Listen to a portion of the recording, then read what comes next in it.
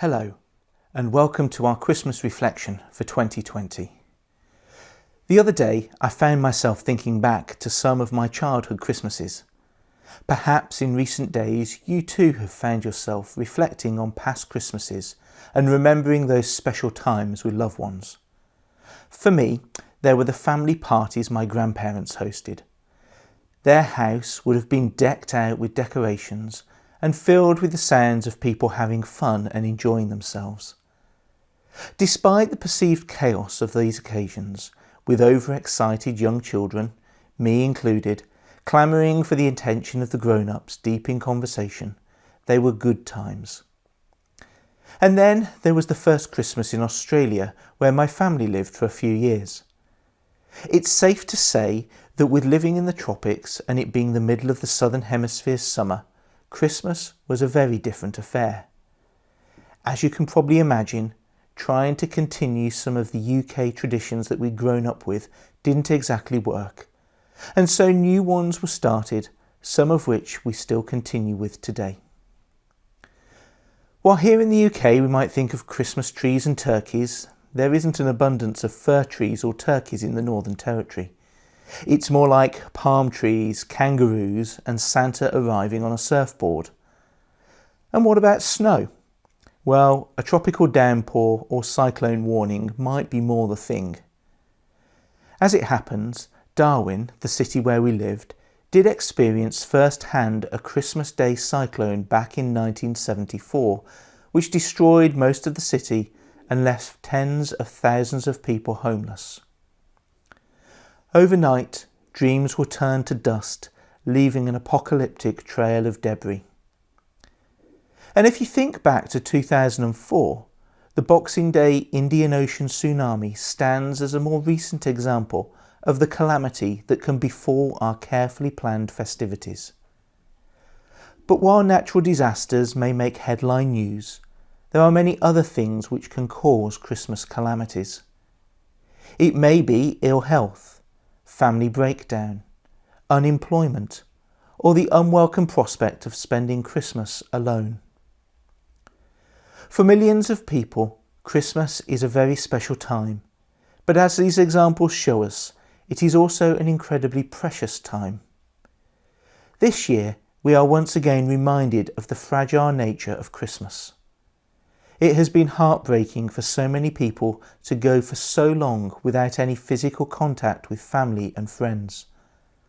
For those who had longed to spend Christmas with their loved ones, the ongoing health pandemic has caused well-made plans to be changed at the last minute. There are questions about when we might be able to see our families again. Will the gifts that have been posted at the last possible moment arrive in time? And once again, the news of supermarket shelves being laid bare has led to worries about whether we will have enough food to eat.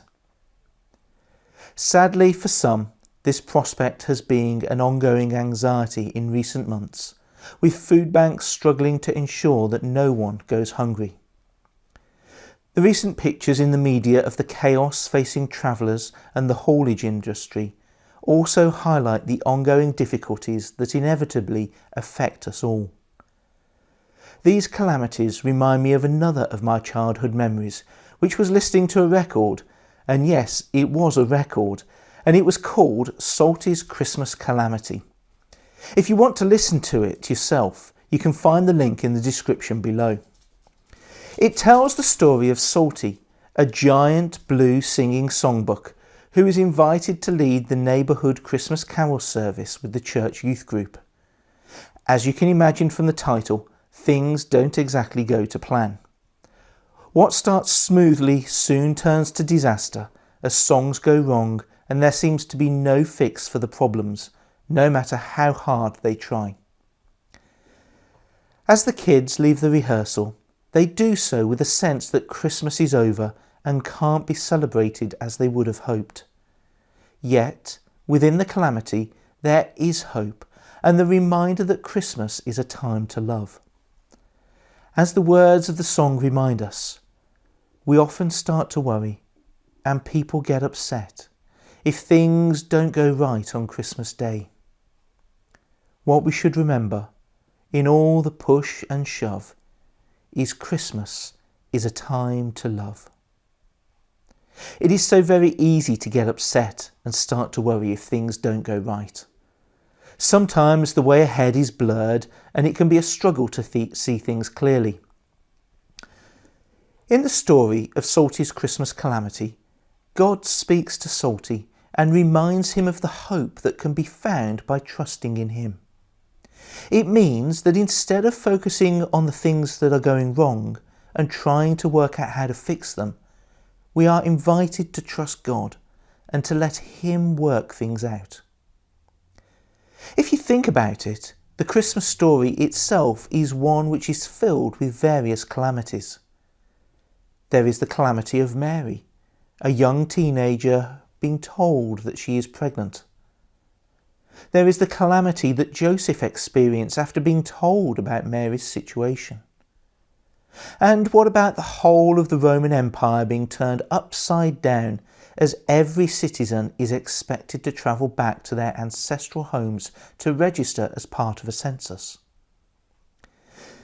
Even the shepherds, we are told, were terrified when the heavenly hosts turned their quiet, peaceful night upside down. Later on, the wise men caused a calamity in the courts of King Herod when they came in search of the new king. And finally, there is the calamity faced by Joseph, Mary and Jesus as they escape in the middle of the night to the safety of Egypt, far away from the horrors resulting from Herod's jealousy.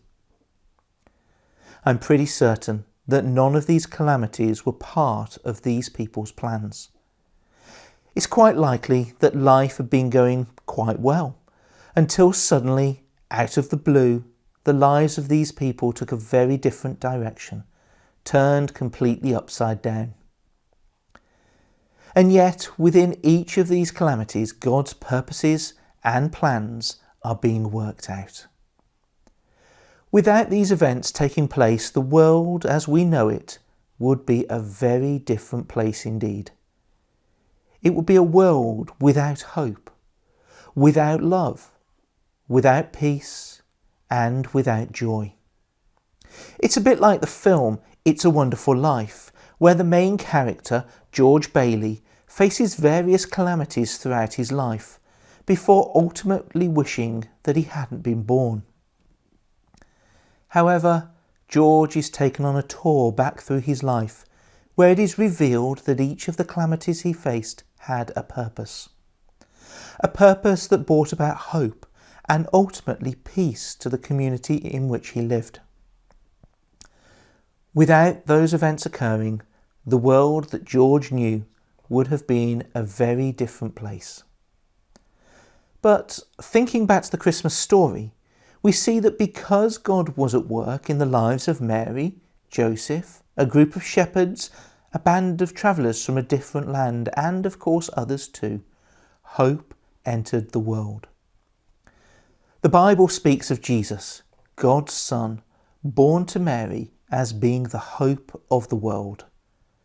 As Simeon, one of the first people to see Jesus, says, "I have seen your salvation, which you have prepared all people."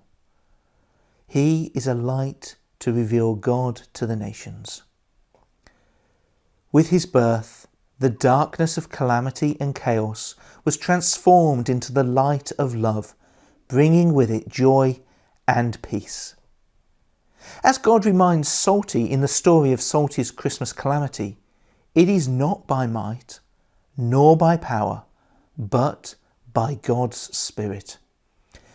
In other words, it doesn't matter how hard we try or how strong we think we might be. It is ultimately God that is at work and who is able to fix the problems. And although we might find it difficult to see God at work, we are invited to simply believe. To believe that God's Spirit can work in ways in which we might not see or understand, and that can and does bring order out of chaos.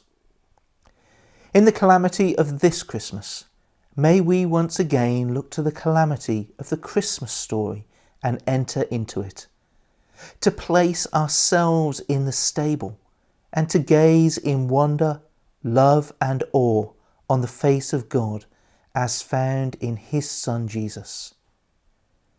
In amongst the chaos and confusion, there is hope. There is love. There is peace and there is joy. For God's Spirit is at work today just as it was on that first Christmas. This year, whatever calamities we may face, may we once again know this for ourselves.